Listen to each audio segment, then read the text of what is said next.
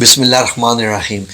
ناظرین، آپ جہاں کام کرتے ہیں یا جہاں رہتے ہیں، کسی گھر میں بھی اگر رہتے ہیں، کوئی ایسی جگہ پر کہ جہاں پر آپ کو تنگ کیا جاتا ہے، پریشان کیا جاتا ہے، یا بعض دفعہ ایسا ہوتا ہے کہ ناظرین جس جگہ پر آپ ملازمت کر رہے ہوتے ہیں، جاب کر رہے ہوتے ہیں، وہاں پر بعض لوگ آپ کے اوپر روب ڈالتے ہیں فضول قسم کا۔ جیسے عام لفظوں میں اگر میں بیان کروں تو جیسے غنڈہ گردی ہوتی ہے کہ نہیں تمہیں یہ میرے کام کرنے پڑیں گے، تمہیں ایسا کرنا پڑے گا۔ اور بعض دفعہ ایسے بھی ہوتے ہیں ناظرین کہ خواتین کو تو تنگ کیا جاتا ہے، وہ بیچاری کام کرنے کے لیے نکلتی ہیں اپنے گھریلو معاملات میں اپنے ہسبینڈ یا اپنے والد محترم کا ساتھ دینے کے لیے نوکری میں، تاکہ کچھ گھر کے حالات اچھے ہو سکیں، تو باہر ان کو بھیڑیوں کا مقابلہ کرنا پڑ جاتا ہے۔ باہر بھیڑیے بھی کیا، یقین کریں کہ آپ کو کیا ملیں گے، میں اب کیا زبان سے ملوں۔ تو ناظرین ایسے لوگوں کا بھی سامنا کرنا پڑ سکتا ہے۔ وہاں پر خواتین اب تھوڑی سی بے بس محسوس کرتی ہیں اپنے آپ کو، اور سمجھ بھی نہیں آتا کہ اگر جاب چھوڑ دیں تو نقصان ہے، اور اگر نہ چھوڑے تو یہ جو مطلب اوباش قسم کا نوجوان ہے یا کوئی شیطانی سوچ رکھنے والا بندہ ہے، اس سے جان چھڑانا بھی مشکل ہے۔ تو ناظرین ایسی خواتین کے لیے، ایسی ہماری بیٹیوں بہنوں کے لیے جو کچھ اس طریقے سے پریشان ہیں، خواہ یہ معاملہ آفس میں ہے، اسکول میں ہے، حتیٰ کہ ایک گھر میں سمجھ لیں کہ اگر کوئی ایک بچی آ گئی ہے، لیٹ سے کہ وہ بہو ہے اور وہ تنگ کر رہی ہے اور وہ روب ڈال رہی ہے، اور بہو بھی تو روب ڈال ہی سکتی ہے، یا لیٹ سے کہ چلیں ساس روب ڈال لی ہے، ایک معصوم سی بیچاری بہو مسکین بیاہ کے آ گئی ہے کسی گھر سے، اور وہ سیدھی سادھی ہے تو اس کو نوکروں کی طرح استعمال کیا جاتا ہے، تو اس کو بےزتی بھی کی جاتی ہے، عزت بھی نہیں کی جاتی، لیٹ سے کہ بس سمپلی مطلب عام معنوں میں اہمیت نہیں دی جاتی۔ تو ایسے معاملوں میں یہ ناظرین اس آیت کا اگر آپ روزانہ صبح اٹھ کر 3 بار ورد کر لیں، اللہ اکبر، یقین کریں کہ آپ کو لگے گا کہ جو بندے آپ کو تنگ کر رہے تھے اچانک جیسے ان کا دل ہی پھر گیا ہو، ان کا بیہیویئر آپ سے چینج ہو جائے گا، ان کی آپ کے ساتھ جو سلوک تھا وہ چینج ہو جائے گا، تو ان کو ایسا محسوس ہوگا کہ جیسے وہ غلطی پر تھے، وہ سیدھے ہو جائیں گے۔ اگر نہیں سیدھے ہوں گے تو اللہ رب العزت ہے نا ان کو سیدھا کرنے کے لیے، پریشانی کی کیا بات ہے۔ ناظرین آیات دیکھیے کتنی خوبصورت ہیں، میں آپ کو آیات کا بتاتا ہوں۔ مجھے بڑا افسوس ہوتا ہے کہ جب میں آیات کا نمبر بھی بتا دیتا ہوں، سورت کا بھی نام بتا دیتا ہوں کہ اس سورت کی قرآن پاک کی یہ والی آیت ہے، لوگ پوچھتے ہیں آپ نے اسکرین میں تو لکھی نہیں ہے۔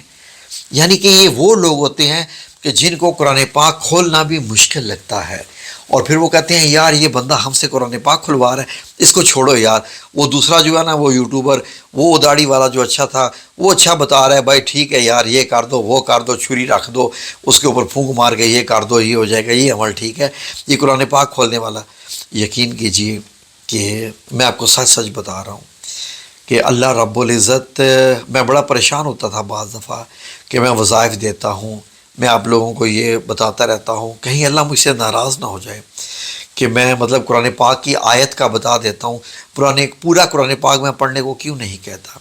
تو ناظرین آپ یہ دیکھیے کہ میں اگر قرآن پاک کھولنے کو کہہ رہا ہوں تو لوگ مطلب یہ کہتے ہیں او یار یہ نہیں ہم کر سکتے، کسی اور کا جاؤ کوئی تعویذ لے کے آؤ، لا کے جلا دیں تو ہمارا کام ہو جائے گا، جادو کروا دیتے ہیں۔ نہیں، میں وہ کام کرتا ہوں جس میں اللہ مجھ سے راضی رہے، اور وہ کام کرنے سے اللہ آپ سے بھی راضی ہو جائے، اور صحیح معنوں میں اللہ آپ کی مدد کرے کہ جب آپ یہ عمل کریں گے، ان آیات کا ورد کریں گے، تو اللہ کو معلوم ہوگا کہ آپ مجھے کیوں پکار رہے ہیں، آپ کا مسئلہ کیا ہے، اور آپ ان آیات کی برکت سے اللہ رب العزت آپ کو ایسے بچائے گا جیسے اللہ رب العزت مومنین کی مدد کرتا آیا ہے۔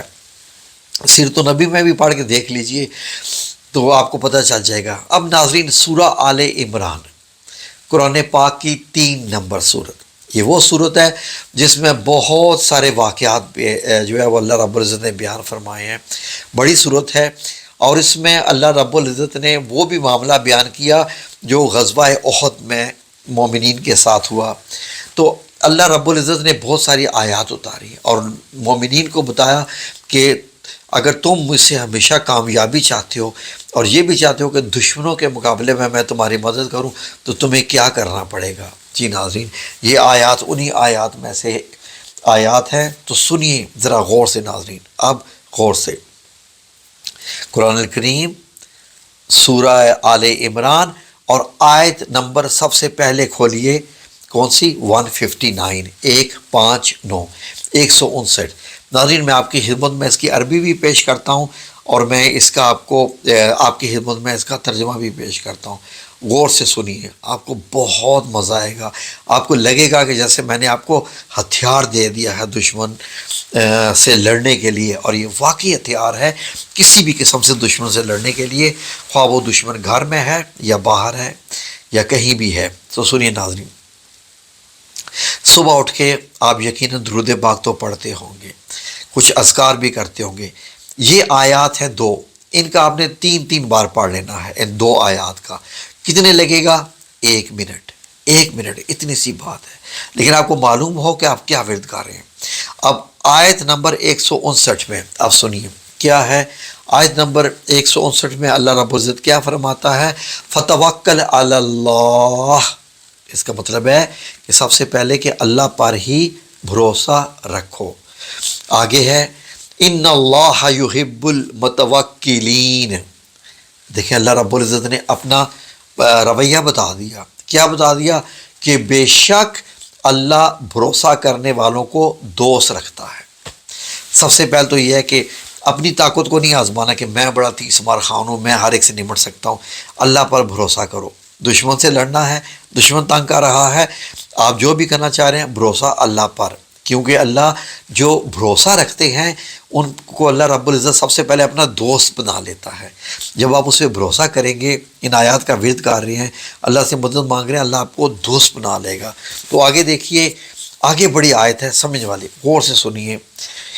ان ینصرکم اللہ فلا غالب لکم، غور سے سنیے کہ اگر اللہ تمہارا مددگار ہے، کیونکہ جب آپ نے بھروسہ کر لیا نا اور اللہ نے مدد شروع کر دی، اگر اللہ تمہارا مددگار ہے تو تم پر کوئی غالب نہیں آ سکتا۔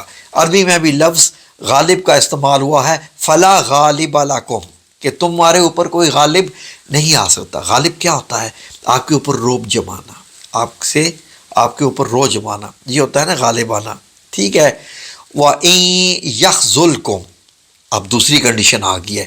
اب آپ فار ایگزامپل اگر آپ خود شاطر بنتے ہیں، تیز بنتے ہیں، اور آپ نے اللہ پہ بھروسہ کرنا چھوڑ دیا ہے، آپ دوسروں سے مدد مانگ رہے ہیں، تو پھر اللہ رب العزت کہہ رہا ہے کہ اگر وہ تمہیں چھوڑ دے، اللہ رب العزت اگر تمہیں چھوڑ دے، فَمَنْ ذَا الَّذِي يَنْصُرُكُم مِّن بَعْدِهِ، وہ کیا ہے؟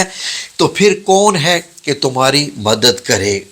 اگر اللہ نے تمہیں چھوڑ دیا تو تمہاری مدد کوئی نہیں کرے گا، جو بھی آپ کا مسئلہ ہے نا۔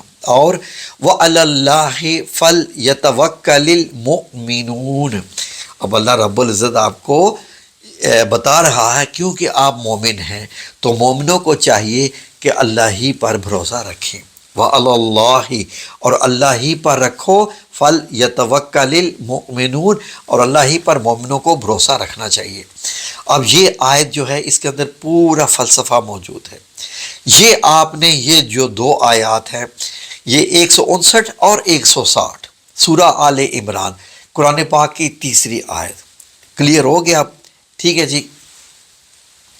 تو جب آپ قرآن پاک کا آپ کو تو معلوم تو ہوگا نا کہ سورہ کون سی ہوتی ہیں، تو آپ نے روزانہ صبح اٹھ کے یہ پڑھنا ہے۔ یہ پڑھنے کے بعد آپ نے کیا کرنا ہے کہ اپنے ہاتھوں پر پھونک مار کے اپنے اوپر دم کر لیجئے۔ اب اس آیت کا آپ کو سہارا بھی ہو گیا، اس آیت کا آپ کے اوپر دم بھی ہو گیا۔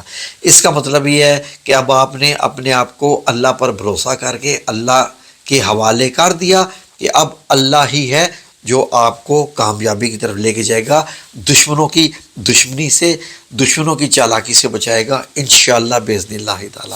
اتنا چھوٹی سی بات ہے ناظرین، اصل میں ہم لوگوں کو معلوم نہیں ہے قرآن پاک کی آیات بیسیکلی مومنین کا ہتھیار ہے۔